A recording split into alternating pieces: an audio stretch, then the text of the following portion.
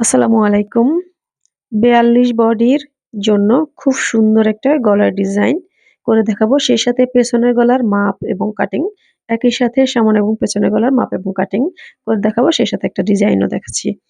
তো একটি fusing paper নিয়েছি এখানে আপনারা বক্রম নিতে পারেন। তো ২ ভাঁজ করে নিয়েছি সামনের গলার জন্য। আর পাশের দিকে হচ্ছে আমি এখানে ৩ ইঞ্চি নিচ্ছি। যদি বক্রম লাগান ৩ ইঞ্চি দিতে হবে। আর বক্রম যদি না লাগান তাহলে ৩.৫ দিতে হবে। কারণ হচ্ছে কি বক্রম লাগালে গলাটি নির্দিষ্ট জায়গায় বসে থাকে আর বক্রম না দিলে গলাটি একটু ছড়িয়ে যায়। সেজন্য বক্রম দিলে ৩ দিতে হবে আর বক্রম না দিয়ে শুধু পট্টি দিয়ে করলে ৩.৫ দিতে হবে। লম্বাতে ৬.৫ নিয়েছি যেহেতু ডিজাইন করব। আর যদি গোল গলা হয় সেক্ষেত্রেও আরো কমিয়ে নিতে হবে। কারণ গোল গলা একটু ছোট দিতে হয় নাইলে কিন্তু ছড়িয়ে যায়। তো স্কেলিং করে নেয়ার পর উপর থেকে ১ ইঞ্চিতে একটা দাগ দিয়েছি। এরপর সে ১ ইঞ্চি থেকে আরো ২ ইঞ্চিতে আরেকটা দাগ দিব। দেখাচ্ছি। ২ ইঞ্চিতে আরেকটা দাগ দিয়েছি। এবারে ১ ইঞ্চি সোজা রাখবো। ওই ২ ইঞ্চি শুরু থেকে শেষ পর্যন্ত একটা রাউন্ড শেপ দিয়ে দিব। এরকম করে একটা রাউন্ড শেপ দিয়ে দিলাম। এবারে বাকি যে অংশটা আছে স্কেল দিয়ে একটা দাগ করে নিব কোনাকুনিভাবে। এরপর এখানেও একটা রাউন্ডের মতো শেপ দিয়ে দিব।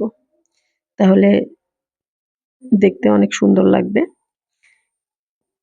এরপর হচ্ছে কেটে নিচ্ছি।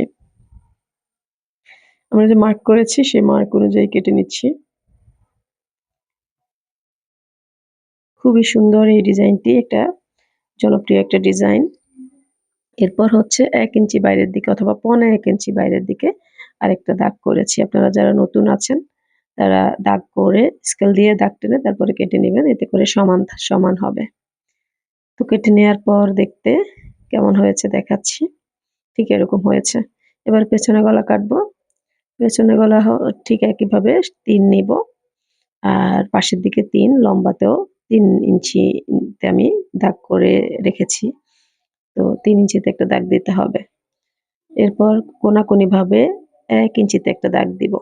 কোনাকুনিভাবে দেখতে পাচ্ছেন ১ ইঞ্চিতে আমি একটা দাগ দিয়েছি। এবারে সেই কোণার ১ ইঞ্চি ধরে হচ্ছে শেপ দিয়ে নিচ্ছি। তো কোণার ১ ইঞ্চি হচ্ছে ১ ইঞ্চি মাপ মেপে শেপ দিলে শেপটা সুন্দর হয়। এরপর হচ্ছে কেচি দিয়ে কেটে নিচ্ছি। এই কাটাটা কেচির মাথা দিয়ে কাটলে কাটিংটা সুন্দর হয়। এরপর এখানেও ১ ইঞ্চি বা ১.৫ ইঞ্চি দূরত্বে একটা দাগ দিয়ে নিব। তারপরে এই দাগ বরাবর দাগ অনুযায়ী কেটে নেব। তো সে দাগ বরাবর আমি কেটে নিচ্ছি।